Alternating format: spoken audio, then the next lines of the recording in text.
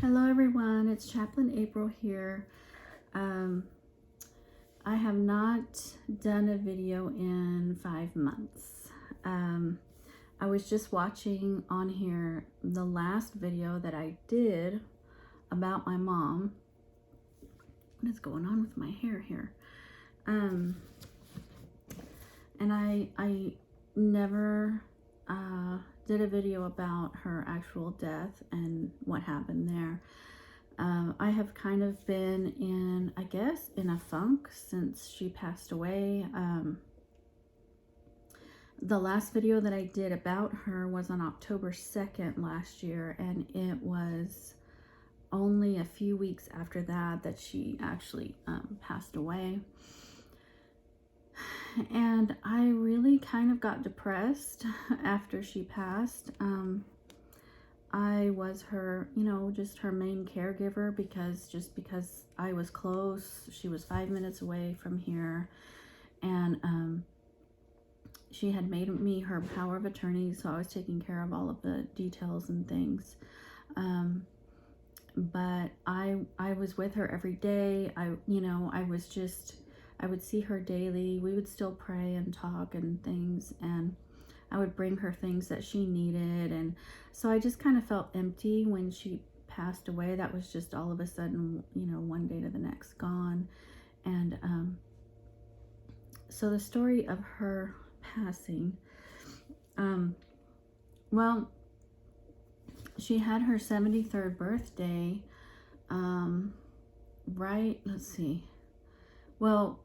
she had her birthday, but we didn't celebrate it until my sister got here from Texas. So we celebrated her birthday. That was great. She loved it.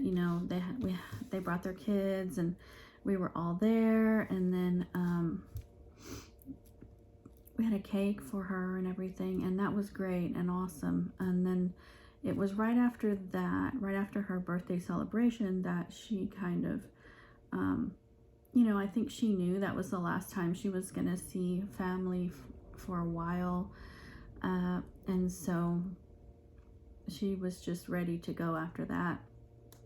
So she started declining, and we started doing these family video chats through Messenger, and having her talk to everyone, because we didn't know if it was the last time she was going to be able to talk to people.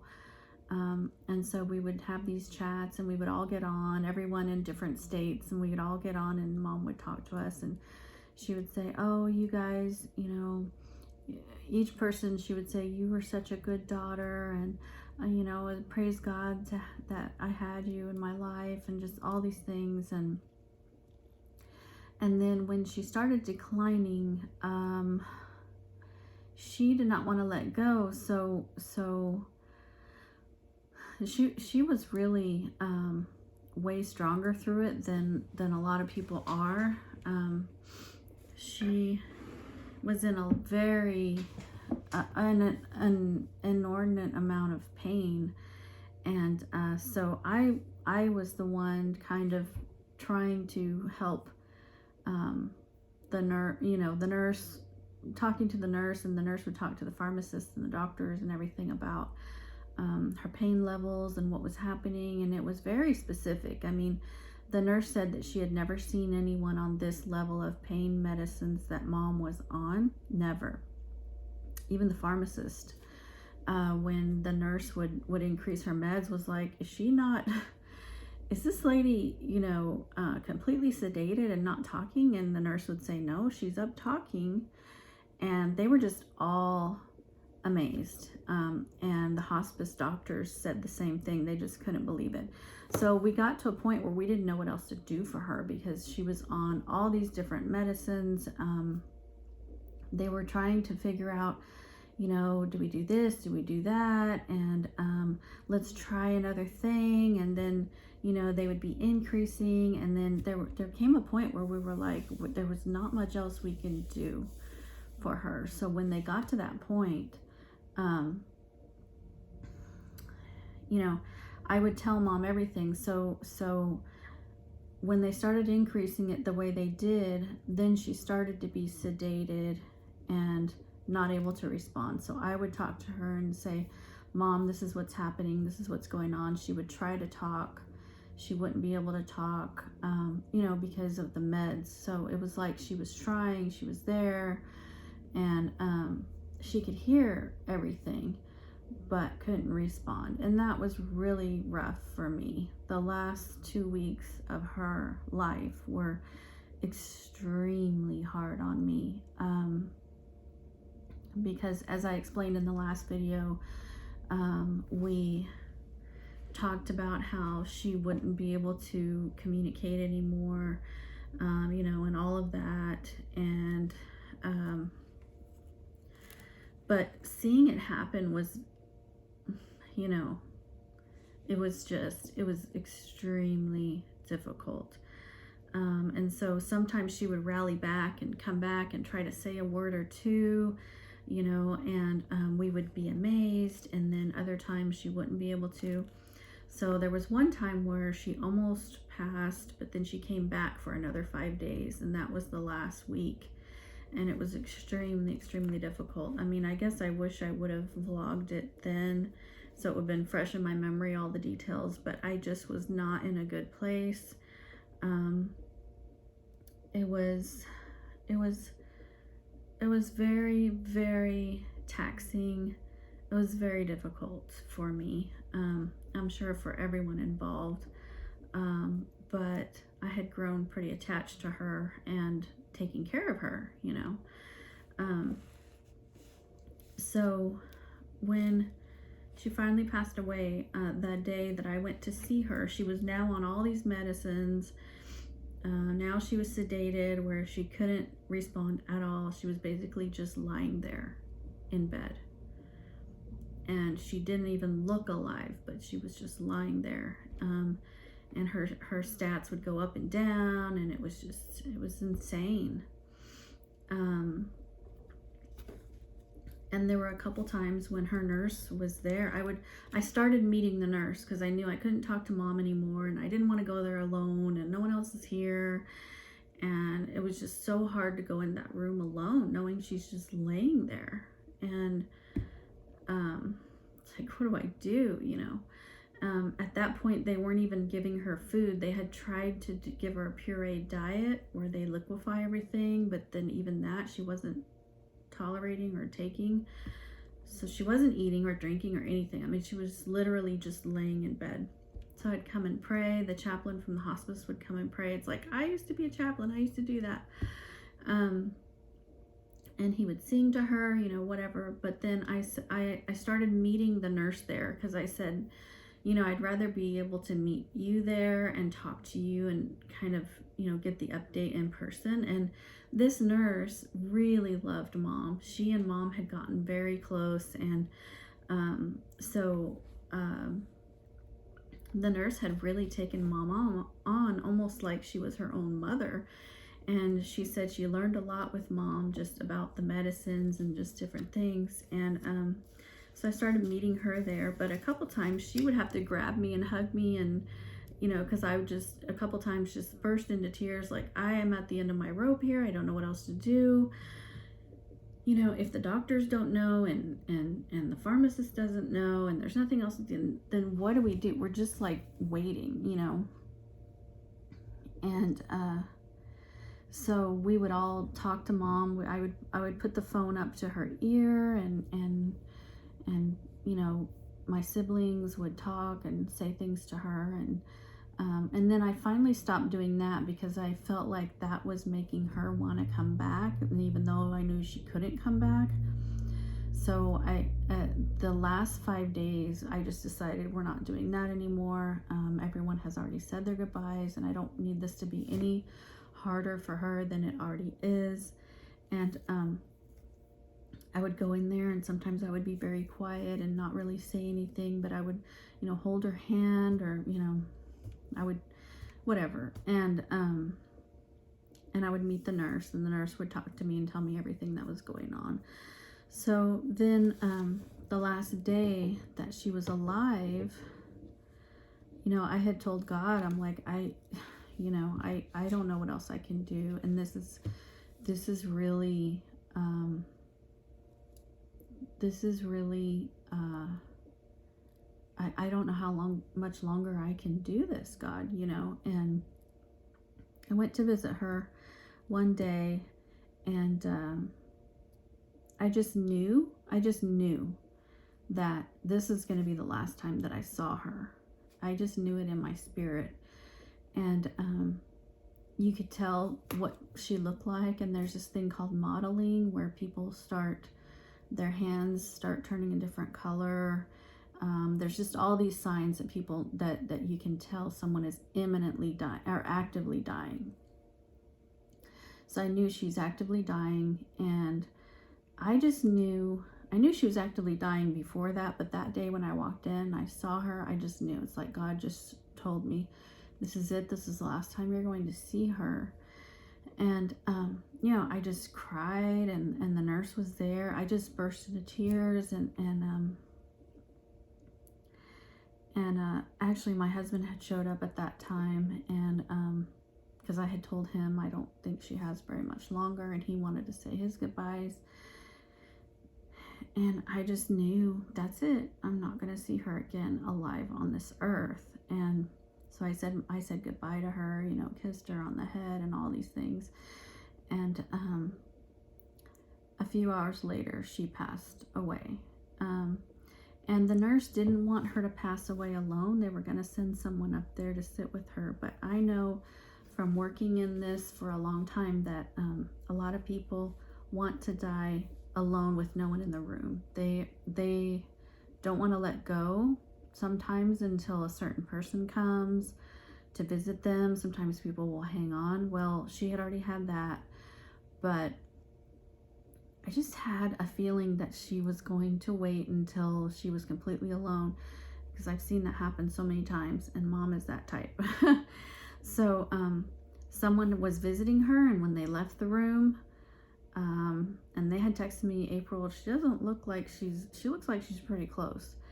And as soon as that person left the room, that's when Mom went ahead and crossed over to, you know, the next realm, I guess you can call it. And so I just knew. And then I had to, you know, call everyone, tell them that Mom has passed away. And my one sister who lives in Missouri, she hadn't seen her since June. So July, August, September, October. So she had only seen her like 4 months prior to say her goodbyes. And then here she's having this realization that she will never see Mom again. She will never be able to come see her again. And so that was hard, talking to her, and she was crying, and we were all crying on the phone. And then I had to make the funeral arrangements. So anyway, so segue into funeral and all of that.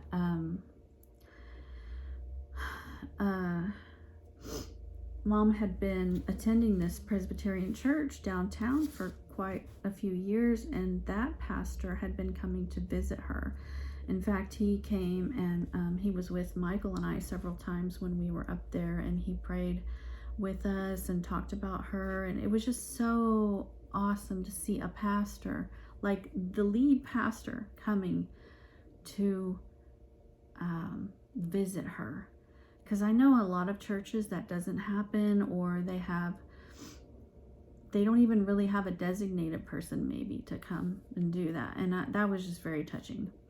So the lead pastor had come, and he was sitting with us and several times, and asked us all of these things and about Mom, and what songs would she like, what's the scripture, you know, funeral things. And so he offered to do the service at his church in the chapel there, and that's where we ended up doing it. So I went and met with him, and you know, we picked out all the different hymns and songs and all of the different scriptures. This is actually the little pamphlet from her service. So when Christy was here, we picked this out going home. And then this is a picture of Mom, and that's what she looked like when we were in Costa Rica the first 10 or so years. And so we so yeah, so this was for the funeral service. This was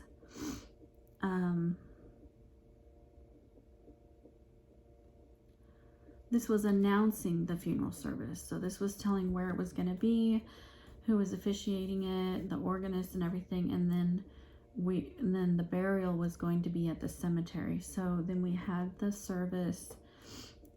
It was absolutely beautiful. They had there's a college right down the street, OCU, and they have a lot of people that are studying opera there or singing or something. So they had these students come and sing live songs. You could pick whatever song you wanted and they sang it. So we picked Somewhere Over the Rainbow. So when I walked in to see her, to view her in the casket, we had like an hour before the service, we had for family only viewing, and then it was a closed casket for the service. When I walked in, this person was singing Somewhere Over the Rainbow. I mean, it sounded like I was walking into, like, I don't know, a heavenly cloud or something. It was just so beautiful. And this chapel was just regal. You know, it has this organ and these beautiful stained glass windows, and it was probably, it may have been the most beautiful funeral I've actually ever been to. And I've been to quite a few, because when you work in hospice and there's people dying on the weekly basis and you go to their funeral to represent the hospice, I've been to lots of funerals. I've actually done some funerals, and this was the most beautiful funeral I think I've ever attended. And just the music and everything, it was so her. And I was really proud that we were able to do that for her. And it was real small. I mean, there was maybe 30 people there. But I got up and spoke. I actually have that on video, where I got up and spoke. I wrote this, eulogy type thing and read it, kind of about Mom's life and things that people didn't know or hadn't heard yet. And a couple other people spoke, and then that pastor, did the service, and it was just lovely. And then it was the next day that we had the burial, and so we were able to get her this plot at the same cemetery that my little brother Nathan was buried at, 40 years ago, because he was over 40 years ago, because he's 4 years younger than me. So he would have been in his late 40s. So the cool thing was, him being buried there all those years ago, and we were able to find a plot that was right across the street from Nathan's plot. So there's this section in the cemetery where is all the babies, and there's this angel statue there, and all the babies are buried right around that statue. It's just like the baby area. Well, across the street, just almost right in front, there was one plot available. I couldn't believe it. All these years later, that plot was available. And so I told, I said, that's the one we want. And so she is buried right there across from Nathan, who she's now, reunited with.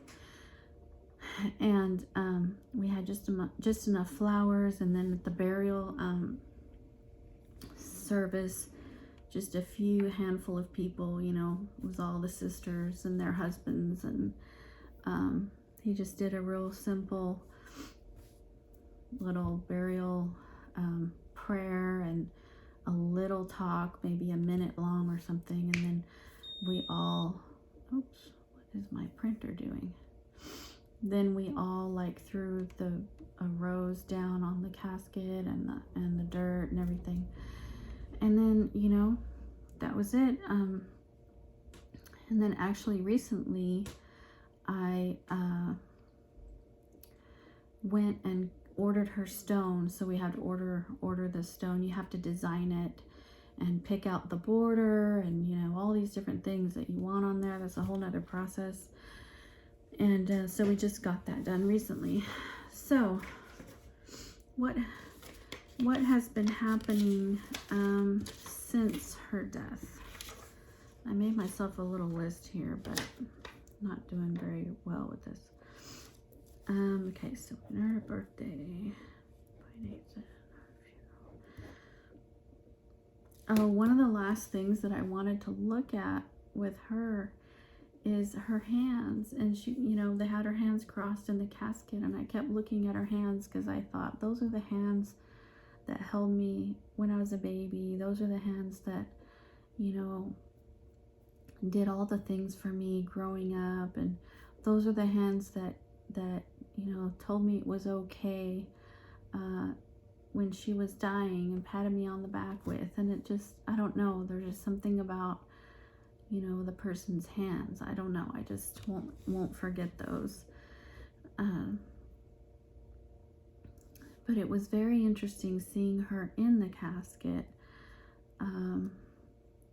Not interesting, it was just kind of surreal. Like, is that my mom? You know, so anyway, recently I had lunch with the nurse, her hospice nurse. I had lunch with her maybe a month ago here, and we talked about mom and all, you know, all the things. So right after mom passed away, and the next month I had a surgery. So I had a liposuction, and so I was kind of out with that for 6 good weeks, trying to recover from that. Then after that we had Christmas, and then right after that, well, after that we had Thanksgiving, Christmas, and then after that I got COVID. My husband and I both got COVID, and I think we caught one of the okay variants. I think it was the Delta or the Omicron. I don't know. Whichever one is the better variant to get, that's the one we had. So it wasn't as bad as it could have been, and we didn't have to go to the hospital. We were home, but it was very, very difficult. We were down for a couple of weeks. Really, we were not okay for a couple of weeks, and we were trying to stay because our boys' bedrooms are all on one side of the house, so we were trying to stay over here on this side so they could still go to school. It was very hard. So that was weeks of just dealing with that. And then I think one of the kids got it. I don't know. So it has been nothing but something to deal with every month since mom has passed away. It has been one thing after another, really. Oh, and then a friend of my husband's passed away unexpectedly. We had just gone out to visit them last year in Florida, and we were walking on the beach with him, and we had dinner and all these things, and he unexpectedly died in January. So that was really something that was really interesting. He was only in his 50s. So it just goes to show that you don't know how much time you have. He ended up he had some kind of liver, I don't know if it was a disease or what, but some kind of problem that he never even knew he had. And he was investigating it, trying to look into it all this time, or weeks before he died, and they just never caught it. They never understood what it was. So anyway,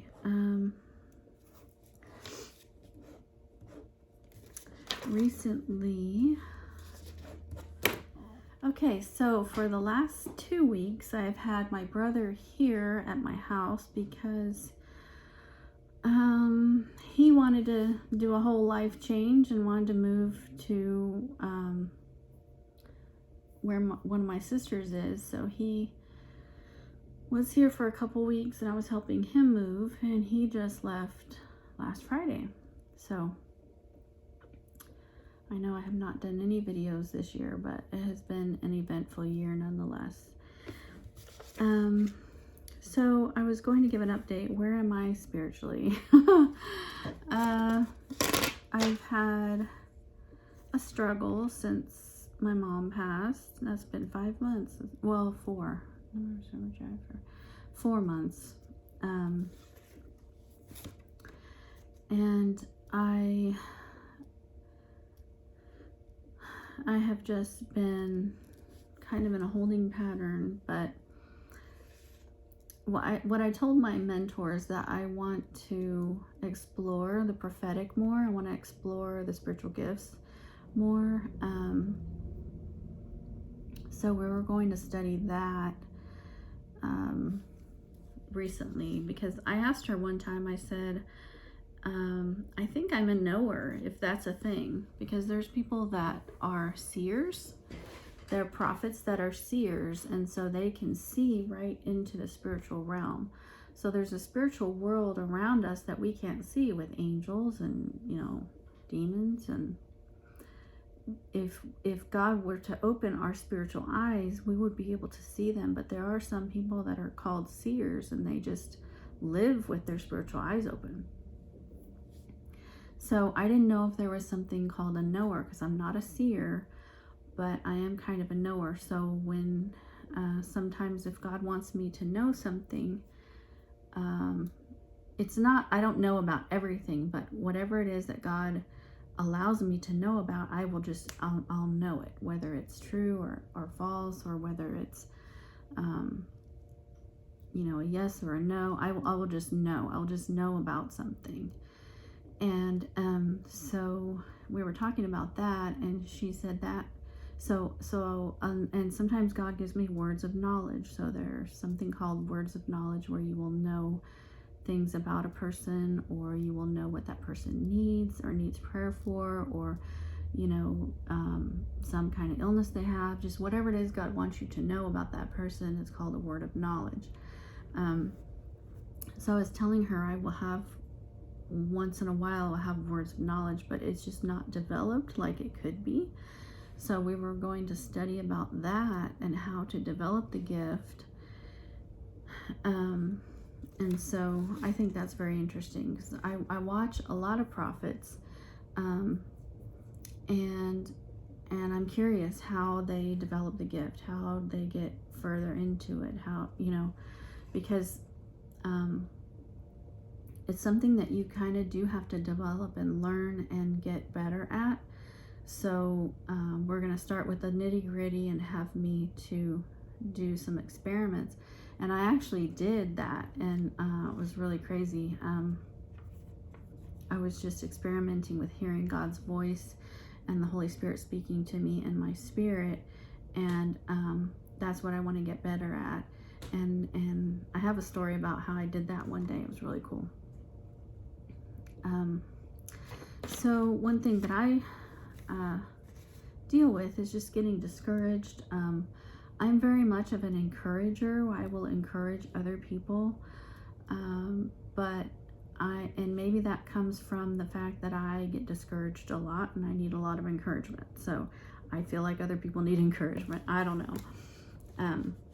But that's something that I really have to work on. I do get disappointed in things. I will think about my life, or where I'm at in life, or what's going on, and I just feel disappointed that it didn't turn out the way that I originally thought, or the way that I imagined, or the way that I dreamt.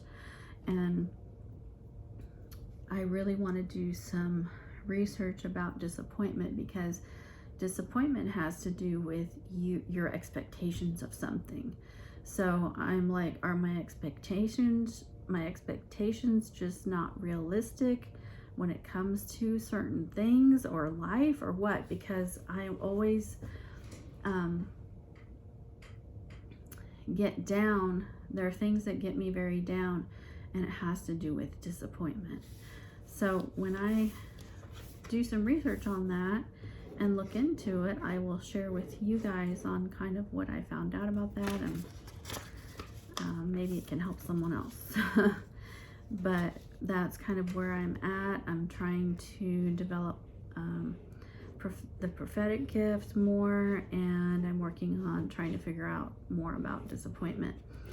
Another thing is consistency with things. That's something I struggle with very much, is trying to be consistent, because I can dream up something or want to do something and get very excited about it, and then do it 1 or 2 days, and then I'm done with it and don't want to stick with it consistently. So that has always been a problem for me, really. And some people are really good with consistency, and then there's me, not quite so much. So that's what I'm working on.